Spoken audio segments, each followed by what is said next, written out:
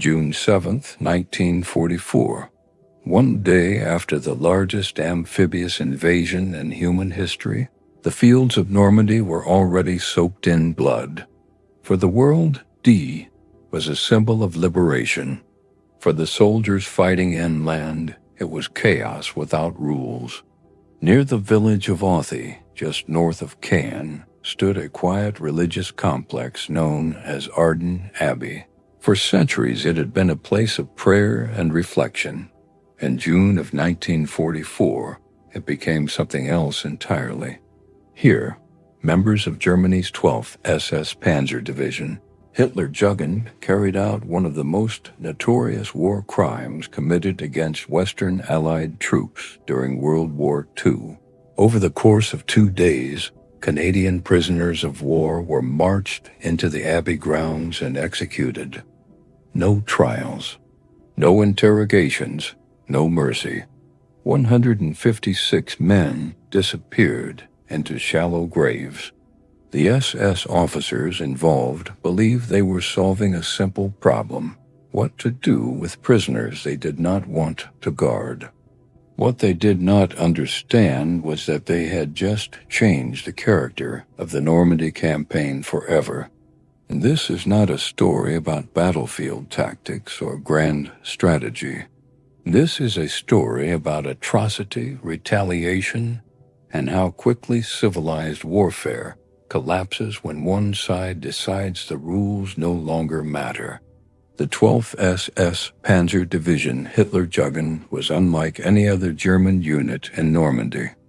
Its soldiers were young, many barely 18 years old.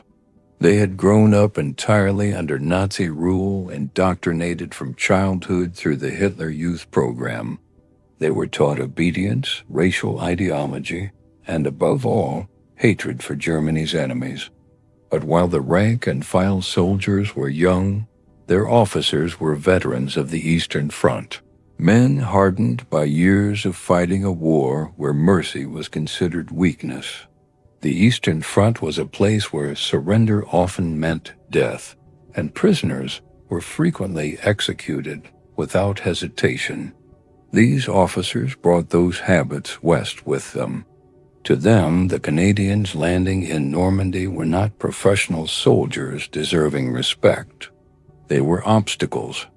When the division deployed near Caen in early June 1944, it was immediately thrown into brutal close-quarters fighting. Canadian and British units were pushing hard to seize ground, while the Germans fought desperately to contain the Allied breakout. Prisoners began to accumulate, and the SS had no intention of keeping them alive. Ardenne Abbey became the division's headquarters almost by accident. Its stone walls provided protection, and its location made it a useful command post. It also provided privacy. Captured Canadian soldiers, many from the North Nova, Scotia Highlanders, and Sherbrooke Fusiliers, were brought to the Abbey after being taken prisoner during chaotic engagements around Authie and Buran. They expected treatment consistent with the laws of war. After all, Canada and Germany were signatories to the Geneva Conventions. Instead, they were marched into the garden. Groups of 5 were lined up. Shots were fired. The executions were systematic, efficient, almost bureaucratic. Some prisoners were killed with pistol shots to the head. Others were riddled with bullets from submachine guns. Their bodies were dragged away and buried in shallow pits. Witnesses later testified that SS officers observed the killings calmly, issuing instructions as if supervising routine work. Among those officers was Kurt Meyer, commander of the 25th SS Panzergrenadier Regiment. Meyer would later claim he did not personally order the executions, but survivors and post-war investigations painted a different picture, one of command responsibility and deliberate indifference. The killings continued into June 8th. By the time they ended, Ardenne Abbey was no longer a religious site. It was a crime scene. On June 9th, Canadian units re-entered the area. What they found stopped them cold. Bodies were uncovered, some still wearing bandages from battlefield wounds, some with their hands bound, others shot at close range. The evidence was undeniable. These men had surrendered. They had been executed. Word spread rapidly through Canadian ranks. Officers were informed. Soldiers talked quietly among themselves. Anger replaced exhaustion. But something unusual happened next.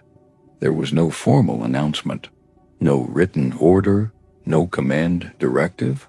Instead, an understanding formed. SS troops were no longer ordinary enemy soldiers. They were executioners, and executioners would not be trusted with mercy. From this moment forward, Canadian soldiers facing SS units often chose not to accept surrender, especially in the heat of battle. This was not official policy, but it was real. The retaliation that followed Ardenne Abbey did not begin with rage-filled speeches or shouted commands. It began quietly, in foxholes and behind hedgerows, among men who had seen what happened to their captured comrades. Canadian soldiers were professionals. They understood the laws of war, but they also understood something more immediate. Surrender only works when both sides respect it.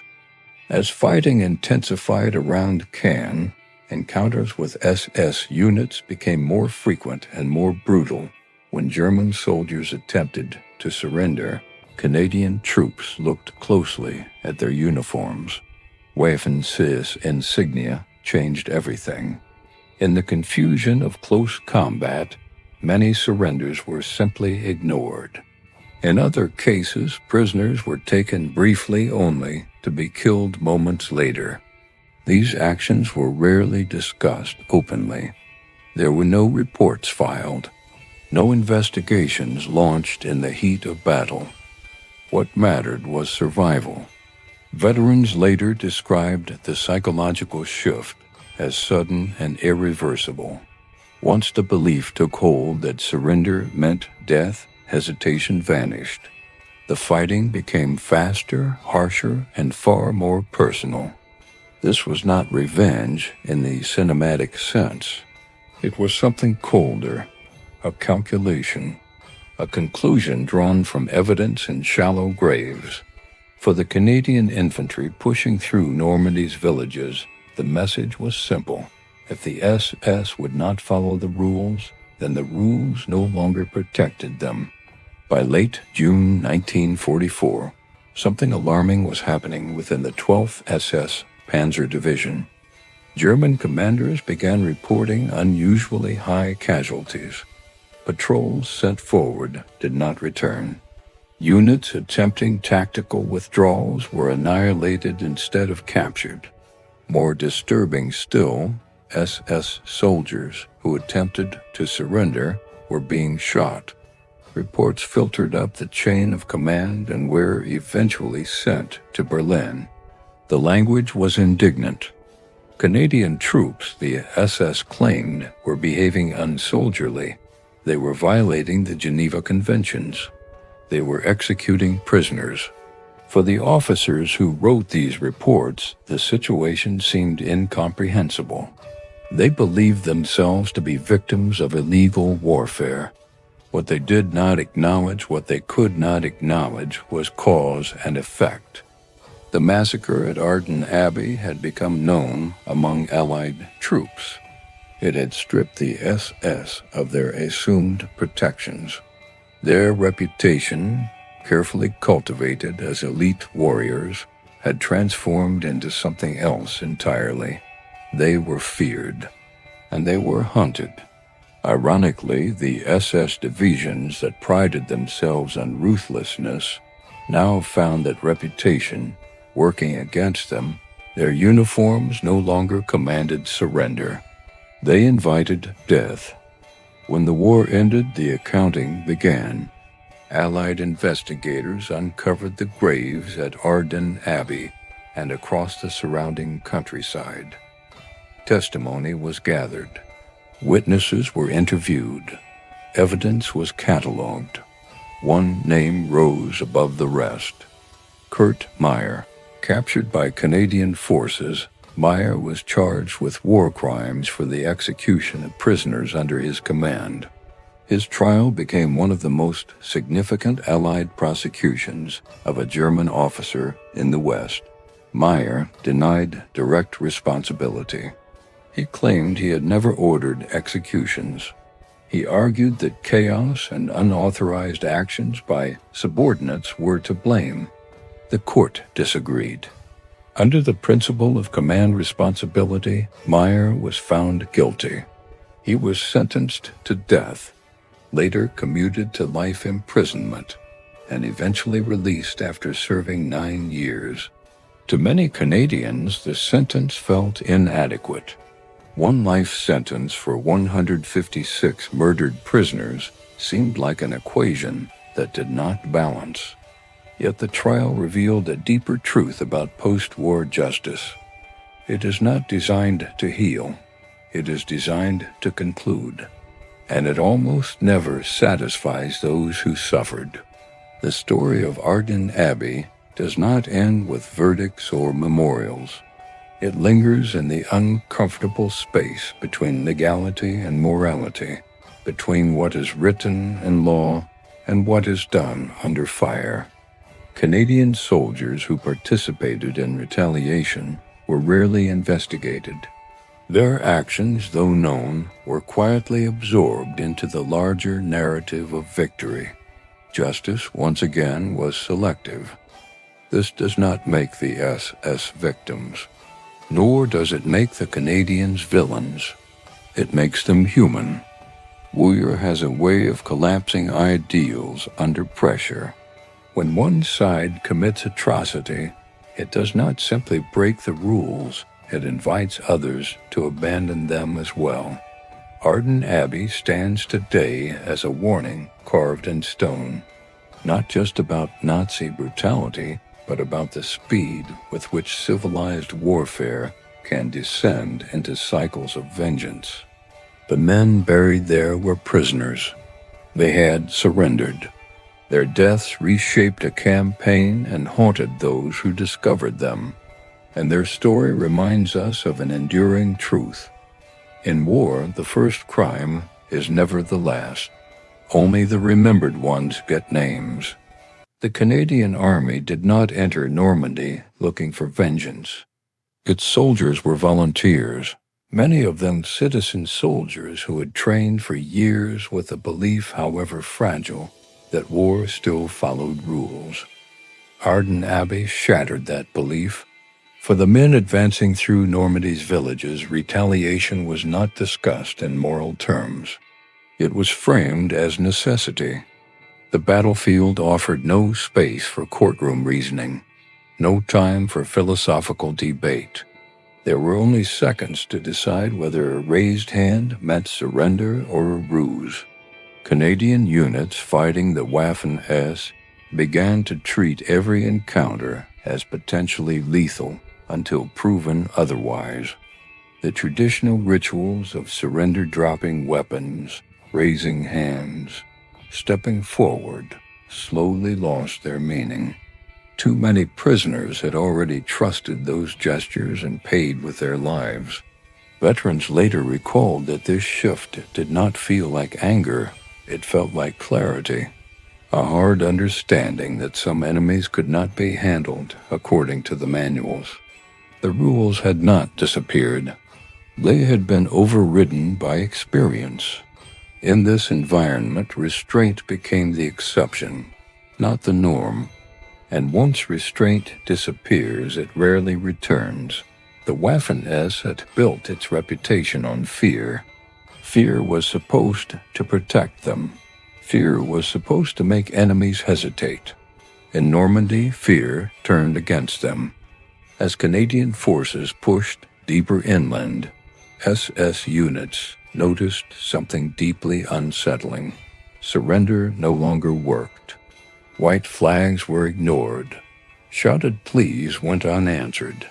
The battlefield had become unforgiving in a way even Eastern Front veterans did not fully recognize. SS commanders began to realize that their division's past actions were following them. Ardenne Abbey was not an isolated incident in the eyes of Allied soldiers. It was proof of intent. The elite had become marked. German reports described Canadian forces as ruthless and lawless, but beneath the language was panic. The SS were losing the one protection even defeated soldiers usually retained, the chance to live. Morale suffered. Younger soldiers, barely out of adolescence, were now trapped between advancing Allied firepower and the knowledge that capture might mean execution. For the first time, the Hitlerjugend division felt hunted. When the complaints reached Berlin, they were written in formal language. They cited international law. They referenced the Geneva Conventions. The irony was staggering. The same officers who had overseen or tolerated the execution of prisoners now demanded legal protection for their own men. They framed themselves as victims of Allied brutality, omitting the events that had triggered the retaliation. Berlin took note, but little changed. Germany was losing the war. Normandy was collapsing. Moral outrage, however sincerely written, carried no strategic value. Their reports vanished into files, preserved not as evidence of injustice, but as records of denial. Kurt Meyer's trial was meant to draw a line, to prove that war crimes would be punished even among senior officers. Yet the trial also exposed the limits of that promise. Meyer was convicted not because he personally pulled the trigger, but because the killings happened under his authority. This principle command responsibility was sound in theory, but selective in practice. Canadian actions after Ardenne Abbey were never examined with the same intensity. There were no equivalent trials, no public reckoning. Justice once again followed power. Meyer's eventual release reinforced an uncomfortable reality. Accountability after war is negotiated, not absolute. Punishment is shaped by politics, fatigue, and the desire to move on. For families of the dead, closure never arrived. Canadian retaliation became part of the war's unspoken history. Veterans rarely spoke about it, not because they were ashamed, but because they understood something civilians often struggle to accept. War forces decisions that do not fit neatly into moral categories. The silence was not conspiracy, it was exhaustion. A collective decision to remember the fallen without reopening wounds that could not be healed. History books focused on liberation, victory, and sacrifice. The darker details remained in regimental memories, whispered conversations, and private recollections. The price of victory was not just blood. It was ambiguity. Ardenne Abbey was not the beginning of brutality in World War II. It was not the worst atrocity. It was not unique. But it was revealing. It showed how quickly the laws of war collapse once one side decides they no longer apply.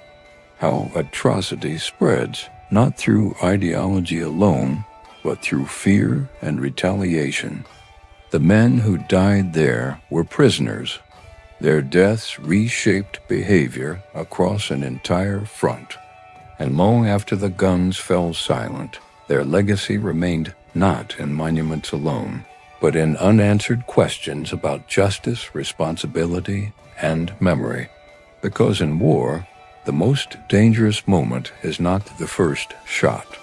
It is the moment when mercy disappears. War is often described as a contest governed by rules. Codes of conduct, conventions, and agreements are meant to restrain violence, to preserve a thin line between combat and murder. In theory, surrender transforms an enemy into a prisoner, and a prisoner into a responsibility. In Normandy, during the summer of 1944, that theory collapsed. What happened at Ardenne Abbey was not a battlefield accident, nor the result of panic. It was a deliberate decision made calmly, repeatedly, and without remorse. And once that decision was made, it spread outward, reshaping behavior on both sides of the front. This is not a story of victory. It is a story of consequence. The morning after D-Day did not feel triumphant to the men who had survived it. Canadian units pushing inland encountered fierce resistance almost immediately. The German defenses around Caen were intact, disciplined, and determined. Among them was the 12th SS Panzer Division Hitlerjugend, a formation unlike any other in Normandy. Its soldiers were teenagers molded by ideology, commanded by officers seasoned in a war without mercy on the Eastern Front. They brought that war with them. As skirmishes turned into firefights and firefights into massacres, prisoners began to accumulate. Captured Canadians expected treatment guaranteed under international law. What they encountered instead was silence. Ardenne Abbey was chosen as a command post for practical reasons. Its stone walls offered protection.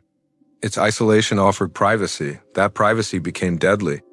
Canadian prisoners were marched into the garden in small groups. There were no shouted accusations, no rage, only efficiency. Shots were fired at close range. Bodies were removed. Graves were dug shallow. The process repeated itself over 2 days. Some prisoners were wounded men who could barely stand.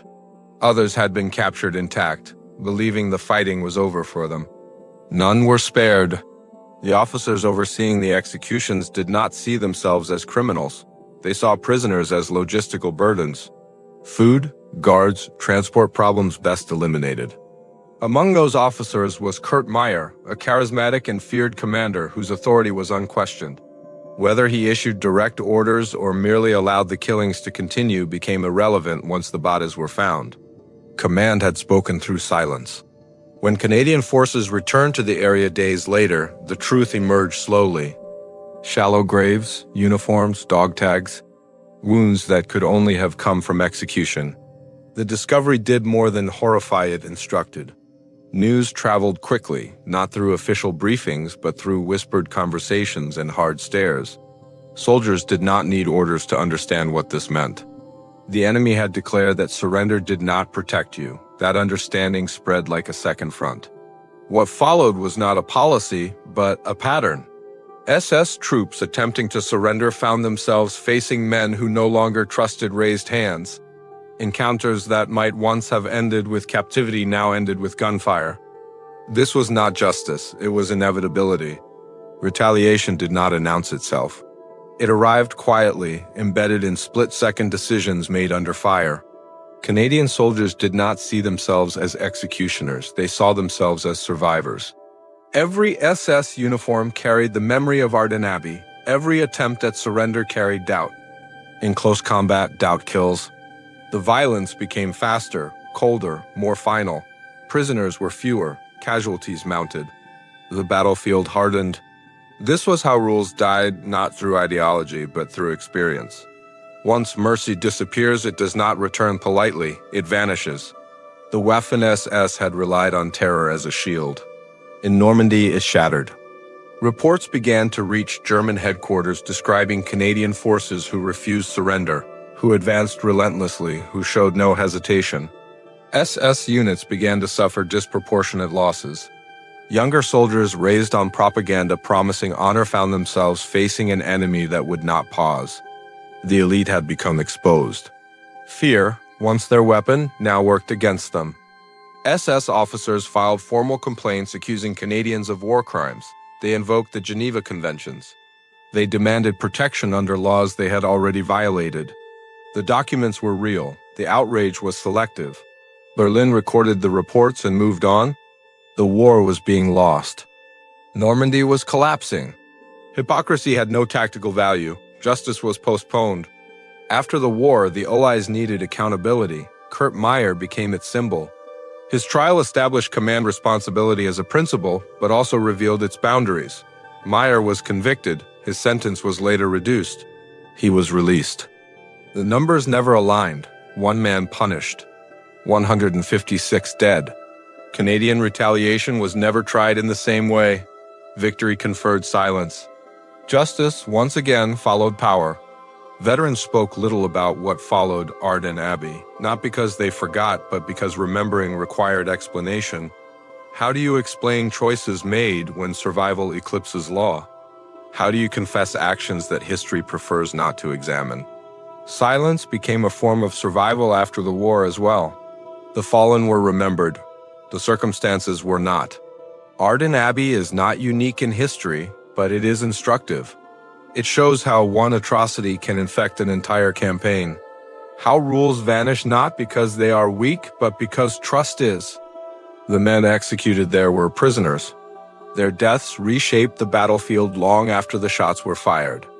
And their story leaves us with a final truth that no convention can erase. The most dangerous moment in war is not when fighting begins. It is when mercy ends.